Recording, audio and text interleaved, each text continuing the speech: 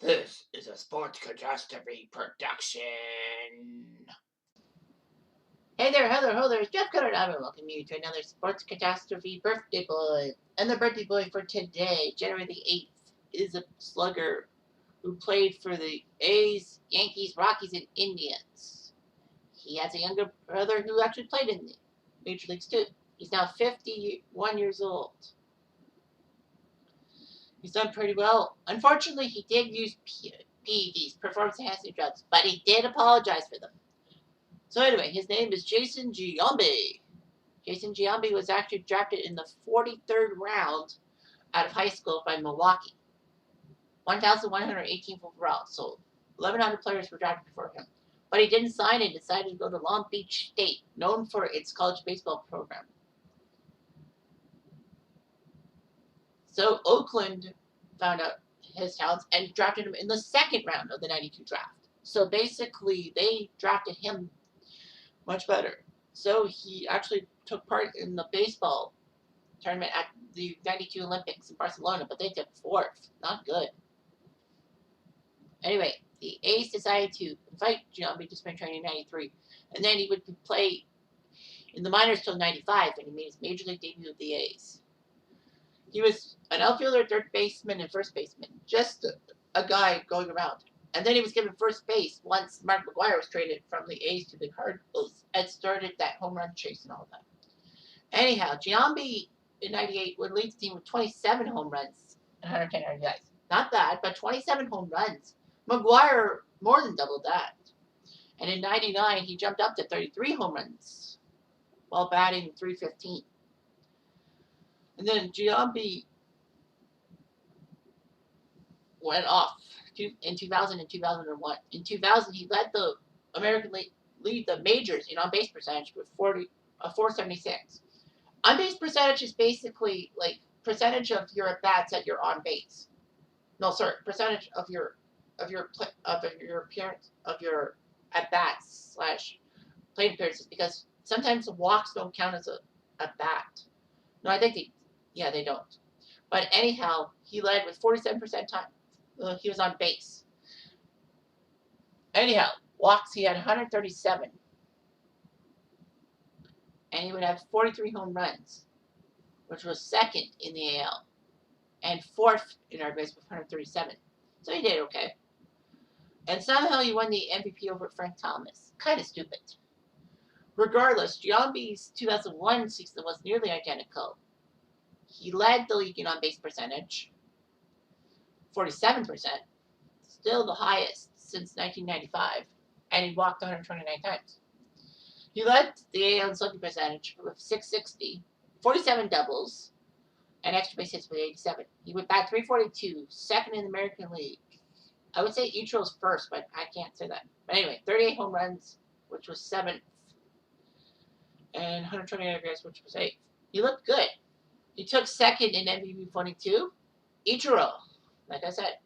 Anyway, Giambi would lead the 2000 and 2001 A's into the postseason. Sadly, though, they would lose the ALDS to the Yankees, both times in 5 games. 2001 was even worse because of the fact that they were up 2-0 in New York on the Yankees. And then somehow, Giambi and the A's couldn't finish the job. And funny thing is, Giambi would sign a 7-year deal with the Yankees. Of course, with Yankee team rules, Giambi had to cut his hair and shave his goatee. And the A's fans were just pissed off.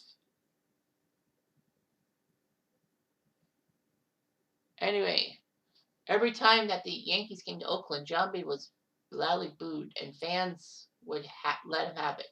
Fairly enough. Giambi would still do his great performances with the Yankees. He led the American League in times on base. He walked 109 times, and he did pretty well, batting .314 and knocking in 122 runs.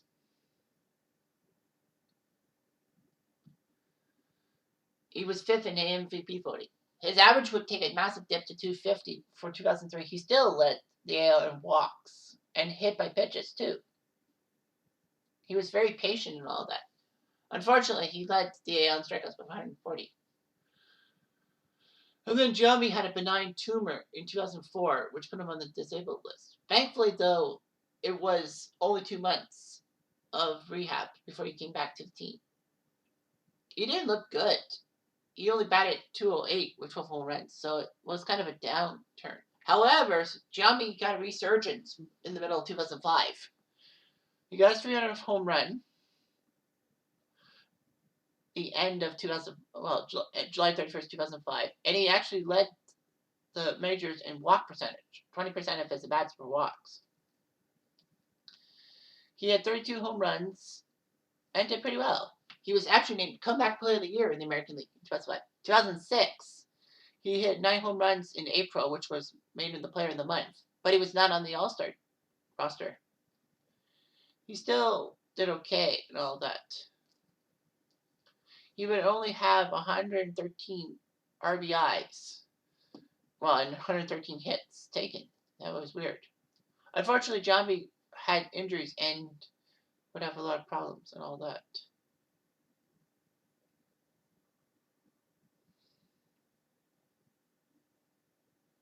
So anyway, Jason Giambi actually is notorious for having the final hit at old Yankee Stadium. Yankee Stadium 1. The Yankee Stadium we know is Yankee Stadium 2, but Yankee Stadium 1, he was the guy who got the final hit. And all that. The Yankees decided to decline their option on Giambi and make him a free agent. So he went back to Oakland and all that. He was given his number 16 jersey back. So it was amazing. He was back in Oakland, where he really belonged. He got his 400th home run with them. Unfortunately, though, he had troubles, injury troubles. And he actually had a terrible batting average. But Oakland said they couldn't do it. So they cut their losses, released him, and the A's and then the Colorado Rockies looked at Giambi and said, hey, you know what? Let's give it. So he was assigned to AAA. He wore 23 for his jersey number. And he looked okay and all that. He helped Colorado out in the 2009 thing, but they failed to make the wild card. Giambi got 3 home runs in one game on May 19, 2011, making him the second oldest player to do that, behind Stan the Man Musial. Giambi was actually offered the position of Colorado's hitting coach, but turned it down, and almost became the Rockies' manager, but it went to Walt Weiss. Cleveland would sign Giambi to a minor league contract, and he did it. He walked off the Blue Jays, and memory serves me right, July 29, 2013, becoming the oldest player to hit a walk-off home run. But then he did it again September 24th against the White Sox.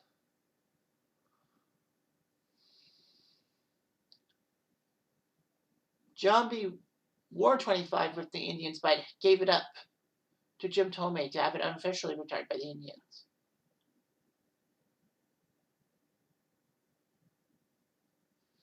Anyway, Giambi tried his best, but by 2015 he was done for, so he retired.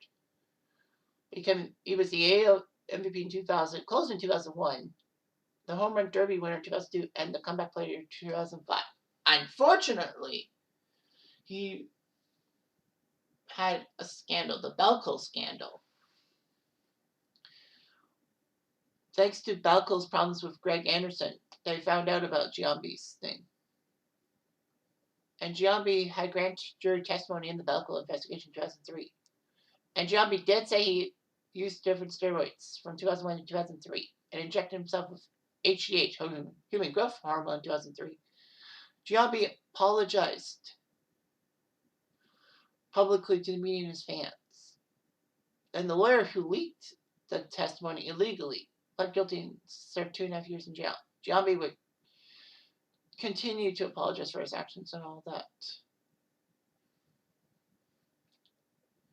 And Giambi was actually on the cover of World Series Baseball 2K3, Triple Play 2001. Triple Play Baseball, and ESPN Baseball 2004, and Slugfest. So Giambi was actually on a lot of video game covers. Now, the Triple Play Baseball that he was on the cover of is a lot different than the one I always love. The the PlayStation 2 version doesn't have the Extreme Big League Challenge that I love. All that, but anyway, doesn't matter. Anyway, Giambi married his wife, who is the designer and owner of a lingerie company called Bruley. And he makes some in Nevada. I don't know if they said he has kids. But anyhow, his brother Jeremy played. And Jeremy Giambi, unfortunately, will be remembered for as the guy who should have slid into home plate to try to dislodge the ball from Jorge Posada's grasp. You know, the flip, the Jeter flip, and all that. That actually changed the A's Yankees series in 2001 for the worse for the A's. So anyway, that's just my 2 cents about it. Anyway, I'm Jeff Diamond. I do.